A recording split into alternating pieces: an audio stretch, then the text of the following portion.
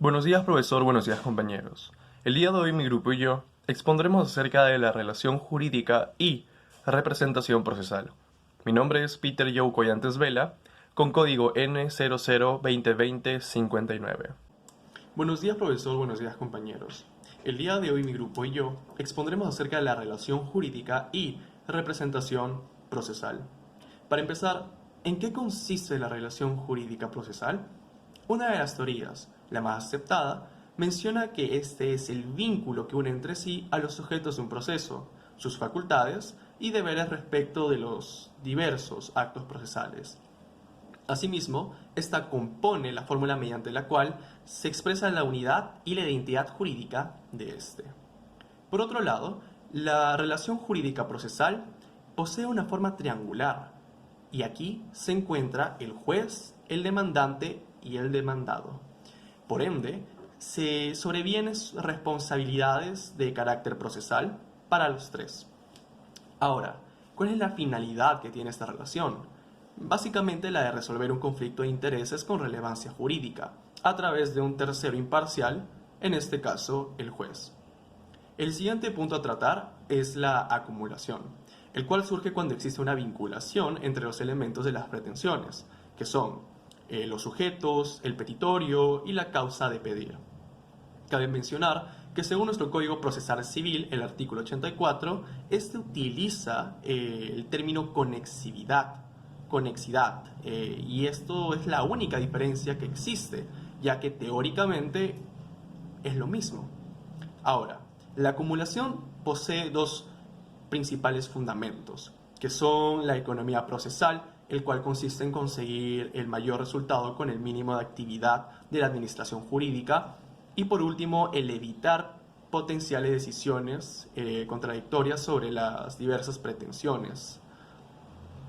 Por último, el litisconsorcio necesario, ya que existe otro tipo, se da en ciertos casos en los que está en juego el tema de legitimación conjunta. O sea, o todos demandan o todos son demandados, y en caso no se cumpliera este requisito, esta sentencia sería declarada inválida. Esto puede derivarse del derecho en juego en un proceso o de la propia ley. En un proceso depende del caso y de la ley depende del código. María Cosío Carvajal y mi código estudiante es N00197231.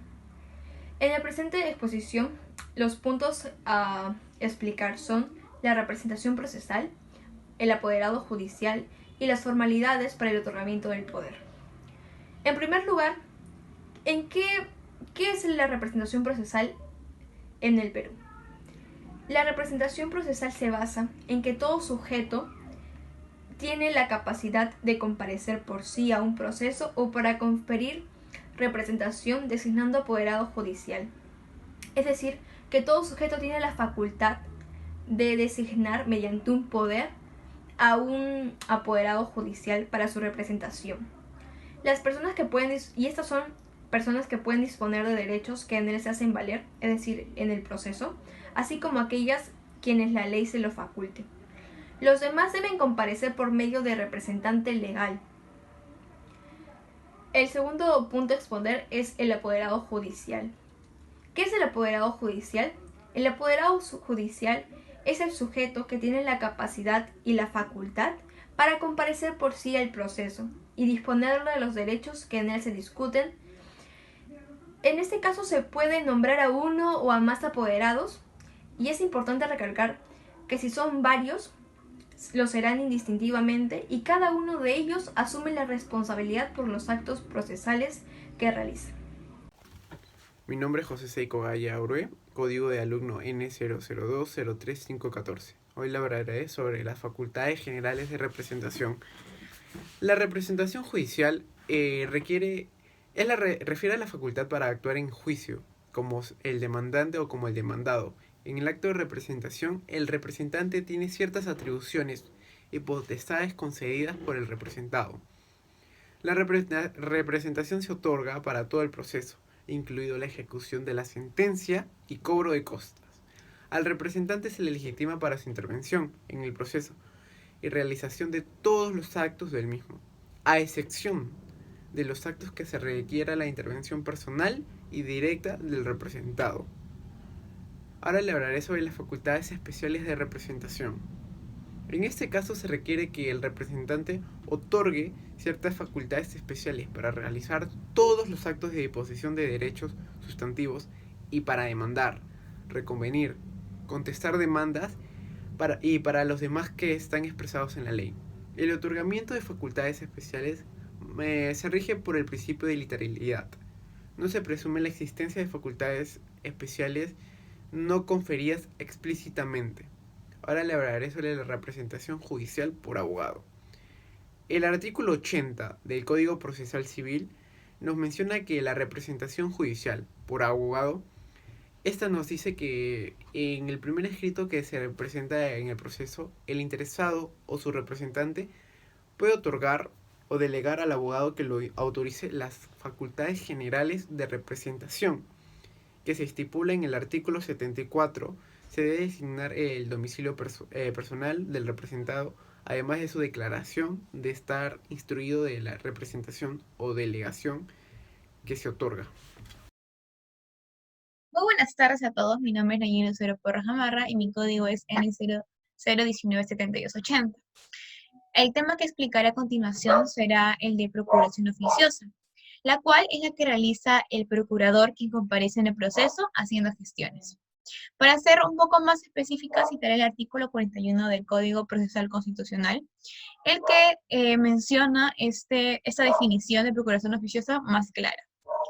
A manera de interpretación, voy a mencionar que esto quiere decir que significa que cualquier persona puede comparecer en el proceso en nombre de quien no tiene representación procesal.